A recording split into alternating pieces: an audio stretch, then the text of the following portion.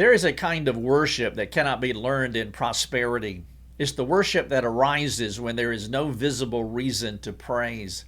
When your prayers go unanswered, your pain remains, and your tears return each night like clockwork. The darker side of the Christian experience is the worship of the suffering saint, who, though confused and battered, still says, "Blessed be the name of the Lord." Worship is not merely what you do on Sunday morning. It is the posture of your heart in the darkest moments of your story. And it is in those moments, especially those moments, that God meets you in ways you would not otherwise experience. Suffering invites you to declare the worth of God, not because He fixes everything, but because He is worthy regardless. Suffering removes the illusion of control and comfort and clarity.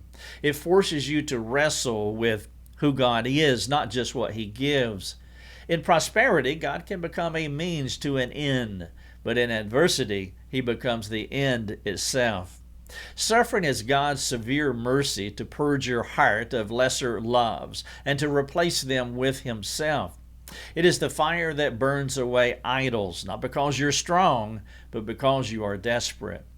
When your strength is gone, your plans unravel, and your identity is shaken, you discover that worship is not a mood or a moment. It's a war. It's a declaration that though the fig tree does not blossom and there is no fruit on the vine, yet you will rejoice in the Lord. This posture is not denial. It is defiant hope. You're not pretending the suffering isn't real. You are proclaiming that God is real still.